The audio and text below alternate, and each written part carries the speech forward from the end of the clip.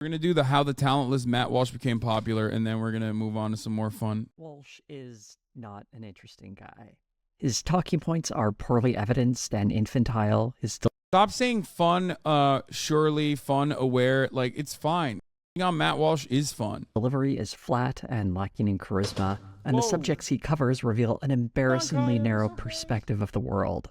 But he is incredibly lucky, and that's the secret to his success. Matt Walsh matters insofar that he serves as an object lesson on how right-wing media figures continuously push on the limits of acceptable discourse to drag society backwards into a regressive state that strips away the rights of people to create a religiously centered culture. This kind of extreme Christian conservatism has been going on for a long time, and it's important to continuously oppose.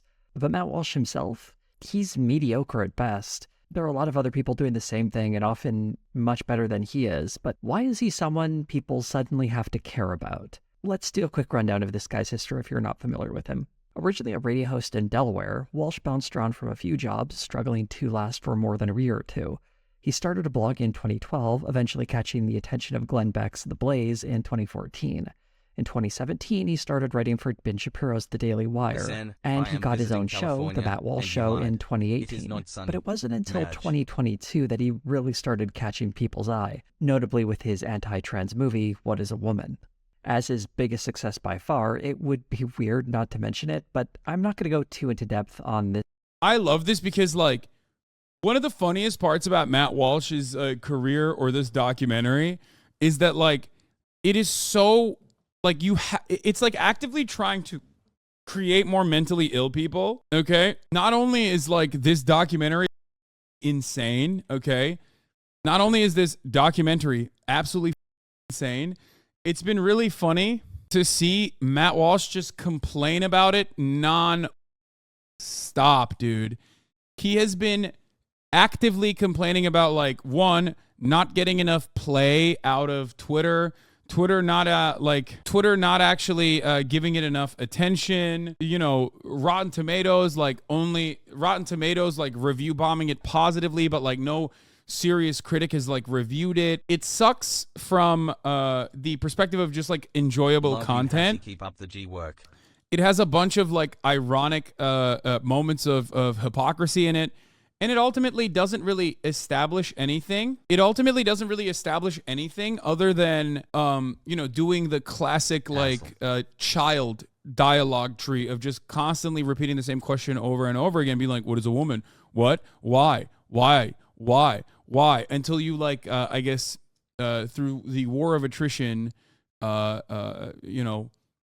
tire out your interlocutor. And that's basically the entire movie, or the entire documentary is about semantics, and it is very stupid. And whenever there's like an actual person that is like knowledgeable over whatever a woman is, right? Like the academic, he will just like belittle them and cut their responses and say, too long, didn't read. It trolls the libs, you know what I mean? It trolls trans people. And, trans people are very active online, so they react to it a lot. But also, transphobic people are very active online. I mean, so even if they are not in the real world or a relatively insignificant group of people online, especially on Twitter, as they are actively being boosted by Elon Musk, the likes of Elon Musk and whatnot, they get a lot of play, and so is Matt Walsh. Matt Walsh is getting a lot of play on Twitter for being a hateful little bigot, like a massive gremlin, right? So all of that is just irrelevant in the grand scheme of things. I know it feels hard to, especially if you spend a lot of your time online, it feels like everyone hates you. 26,000 likes on Twitter might seem like a lot if you spend a lot of your time on Twitter, okay? Especially when it's being pushed actively by Twitter. But 26,000 likes is, in the grand scheme of things, completely ridiculous. When you're extremely online, you're motivated by everything that you're seeing. You're guided by it. You're conditioned into believing that it's like way more significant in the real world than it actually is. So when you see stuff like Matt Walsh crying on Twitter about how it's been such a success, actually, that the left can only resort to flooding the audience reviews on Rotten Tomatoes with 1-star ratings from people who didn't watch the film. If you actually did watch it, make sure to go and leave a review. And it has like 27,000 likes. I need you to understand that it's all bullshit. This is not like a real thing. When you say that Matt Walsh's traction on Twitter reflects wider U.S. sentiment and ideology, I think it goes beyond Walsh himself. No, that's actually the exact opposite of what I'm saying. The exact opposite of what I'm saying is that there are certain societal forms of oppression, okay? There are certain structural forms of oppression that are significantly more widely shared and normalized than transphobia, okay? And those forms of oppression are patriarchal constructs, anything that leans on misogyny, Andrew Tate being a great example of someone who was able to spearhead this movement and make himself profoundly successful and famous, or anti-black white supremacist forms of racism. And that's like pretty much the entirety of the conservative movement in general. These people are more household memes and more household names than Matt Walsh is, because Matt Walsh and his hyperfixation, his hyperfocus on trans people. And most people, for the most people do not care about trans people. They just have apathy. Transphobia is the normative position. Of course it is. But how people react to transphobia or how people make it their life's mission to like constantly dunk on trans people is actually highlighted in the social spheres, but it's still fulfilling it's just fulfilling a niche. Okay, that's it. It makes it, and its designed purpose, its slated purpose is to make you feel shitty. If you're a trans person, if you have a trans loved one in your life, the design purpose is to make you feel shitty. It's like, oh, everyone hates you. Everyone hates you. It's not real. That's not real. Everyone doesn't hate you. Most people don't give a shit about you. Most people don't care about you. Most people don't think about you. I'm loving this optimism arc right now. I'm not even saying this to be optimistic. Okay? I'm not even saying this to be optimistic. I'm saying this because, like, while most people, like I said, are apathetic to trans people in general, and they can certainly be convinced to be transphobic, okay, like easily, most people just overall don't give a shit. And the people that care about it and make it their hyperfixation come across as needy and wet losers, okay? You can never convince me that a guy who literally is like going to Target and having an aneurysm because they saw a rainbow-colored binky is a normal person. No normal American, no broader majority of the population will look at that and go, that's the right way to go. That's actually great. That's like, I love this rap song about washing the aisles of Target with the blood of Christ. They come across as like completely mentally ill and in need of like desperate medical attention. Let's continue. This particular movie because it's been thoroughly debunked by other people on YouTube. So if you want a detailed breakdown, I would recommend Jessie Gender's videos on the subject. She goes into great detail on why this movie is a load of propaganda. But we do at least have to address what kind of content he puts out there, so instead I'm going to take a look at what it's like to watch his show. The Matt Walsh Show has a basic formula. He has one story he speaks to for the first 15 to 20 minutes of the show. I want to keep watching then this a series of 5 headlines he gives a couple of minutes to. Then he responds to viewer comments, and finally one last story to cap off the episode. Although it's segmented to give the show the appearance of variety, the only real difference is the length of each segment, as pretty much all of it is just Walsh commenting on a piece of news or another commentary. The first thing I noticed while watching is that, even for the big stories up front, Matt Walsh very rarely goes. The talentless Matt Walsh became so popular because no matter how untalented he is, he's a person saying common sense shit on a time where people are dumb as fuck. He's not saying common sense shit. I'm sorry. I've never encountered a person in the wild who I thought was like a normal dude who told me about children's genitalia. That's not common sense shit. Constantly and endlessly foaming out of the mouth, thinking about children's penises is not normal. Okay? It's not normal at all. It's actually very abnormal. And not only that, not only is it abnormal, but like the American voters, who are probably some of the most normal and abnormal, but some of the most normal. The broadest majority of American voters are some of the most normal you've ever seen, okay? People with houses that are boomers, that have like, that have experienced some of the remaining social safety nets, Like, that's the average voter. The average voter is like a suburban house mom, a suburban housewife, a suburban dad who's like owns an HVAC business. These people these people thought that this kind of momentum towards like CRT and like, you know, anti-trans shit was literally objectively too disgusting to think about. Most of those people know gay people now, okay? Cat's out of the bag. So like they have like children who might be queer, or they have children whose friends are queer that comes to their house and drinks apple juice with them. You know what I mean? Like you're not going to be able to like aggressively captivate an audience to just despise any and all mention of queer culture and people being queer, and especially with like transness as well. You're not going to be able to captivate them into like doing hate crimes on a regular. Okay, here, let's look at this. Views of laws and policies related to transgender issues differ widely by policy. And the trans issues part is like probably the peak of it. You know what I mean? It's the most like aggressive one. It's the most normative portion of this like hatred. Ultimately, what ended up happening is even amongst like Republicans, protect transgender people from discrimination in jobs, housing, and public spaces, 80%. Across all adults, 64, 58. Make it illegal for healthcare professionals to help someone under 18 with medical care for gender transition. Require that trans athletes compete on teams that match the sex they're assigned at birth, 58%. Overall, the more you go crazy on either side of the issue, the more you land at like, people being like, I don't really give a shit about this. After I came out as trans, nearly all the transphobes in my life just chilled out. As more people know trans people, they just chill out. That is true. Exactly. Regardless of like gender identity perspectives from the Pew Research Center, it didn't bear itself out in the theory. Or not in the theory, sorry, in practice. Because when you looked at the midterms, trans issues and crime were like the number one, number two issues that like a lot of these people that talked about that ended up losing their elections. They lost because they thought that the Matt Walshes of the world were actually listening to the interests of their audiences, like listening to the interests of the Republican voter base, and actually they got too invested in like dumb issues that people didn't actually care about. 64% of the country strongly favors protecting transgender people from discrimination in jobs, housing, and public spaces.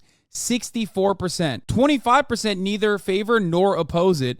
10% strongly oppose it. The only issue is trans sports. That's it. That's the only issue where people pop the fuck off, okay? Require that trans athletes compete on teams that match the sex they were assigned at birth. Talked about this already. And that was focus tested. Like, that's the reason why they hyper focused on that and constantly hit that line. Because when they did it on the bathroom shit, everyone was like, dude, fuck off. And that's not even because of trans people. That's because they were able to capture the American sensibilities on like the false notion of fairness in sports, okay? That's the only reason why this shit worked so hard. Most Americans, this is a separate poll, but most Americans say companies should publicly support LGBTQ community. Survey finds 3 out of 4 respondents say they feel comfortable seeing LGBT people in advertisements, according to a new survey by the LGBTQ advocacy group GLAAD. I mean, study after study shows the actual same thing, okay? It's just like the more you let transphobia go unhinged, the more a lot of like cishet people are going to be transvestigated. You know what I mean? Because ultimately, transvestigators, which is the highest form of transphobia, okay? Transvestigators, who are the biggest transphobes, they arrive at the same fucking reality that trans advocates are saying, which is that like gender is not binary. Gender is a social construct. That's why they keep investigating cis people and claiming that they're trans. Anyone could be trans. And we can always tell people, always get it wrong. They get it wrong so much. They transvestigated me, man. They said, because I got a fat ass from squatting more weight than they'll never be able to touch. They were like, oh, Hasan has childbearing hips. He's like a lady.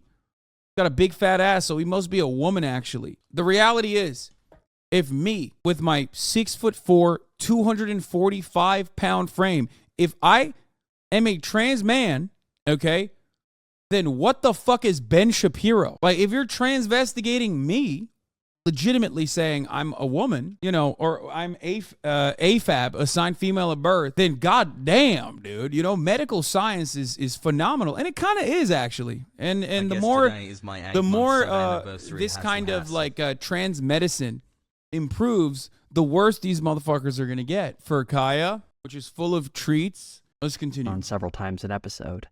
In one episode from May 2nd, 2023, titled Princeton Professor Tries to Debunk Biology, Fails Hilariously, episode 1156, my god, he's done a lot of these, Walsh responds to an article published on the Scientific American website.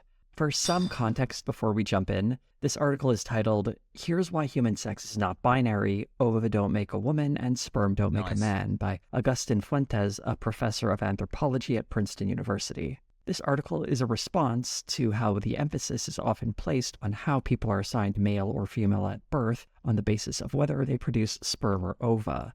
He provides a few examples of people reducing sex to one of those two things, and then explains with more examples and commentary from various scientific sources how the many complications of human sex make it difficult to place it in a binary. Here's an excerpt from the article that sums it up well. When someone states that, quote, an organism's sex is defined by the type of gamete, sperm, or ova it has the function of producing, unquote, and argues that legal and social policy should be, quote, rooted in properties of bodies, unquote, they are not really talking about gametes and sex biology.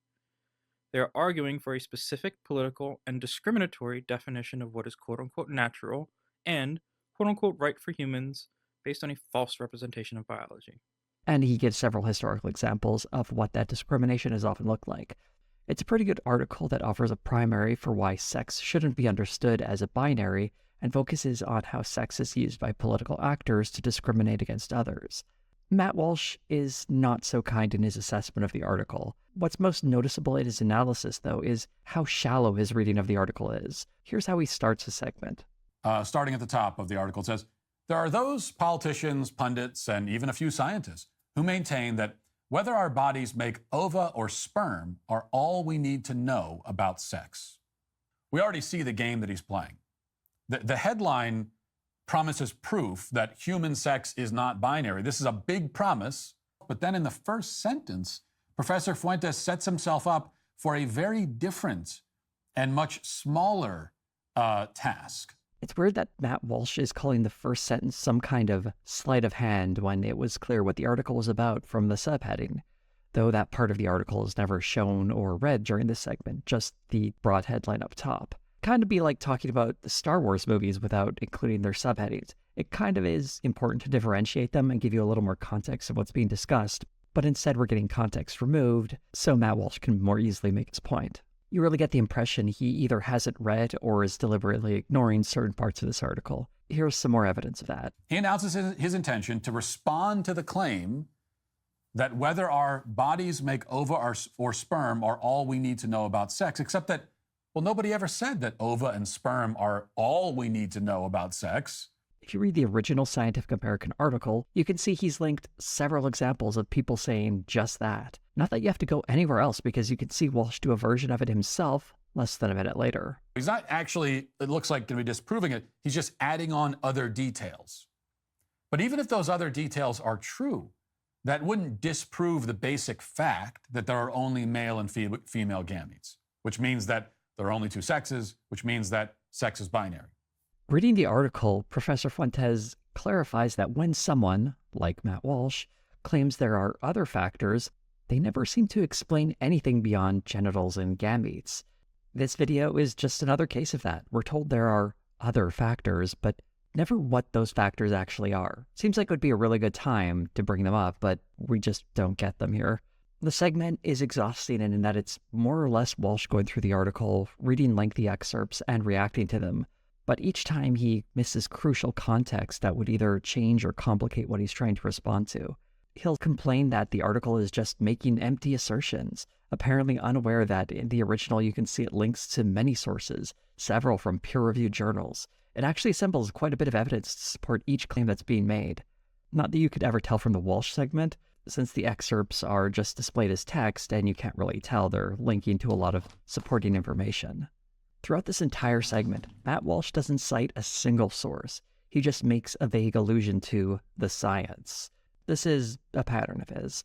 The challenge in responding to so much of what Matt Walsh says is that he not only doesn't understand what he's responding to, whether that's deliberate or not, he also refuses to do any homework. If someone cites scientific research that counters his claim, he just doesn't acknowledge it. Walsh smugly argues at the end, variations within a category do not invalidate. This is a level 2 puzzle, by the way. So we're about to find out if she can actually do a level 2 puzzle. Males need to exist as a category in order for us to say anything about a male, a human male, such as human males are all different. They have different expressions. This article is not arguing that categories within sex don't exist. Categories do exist within a spectrum. When a scientist says light is a spectrum, for instance, they're not saying that colors don't exist, just that the boundaries between colors are not so clear-cut as they would be in a binary. And Walsh doesn't even seem to understand the basic point of this article. It's not about upending some kind of scientific consensus that he's imagined. It's using established science to talk about how that science is politicized.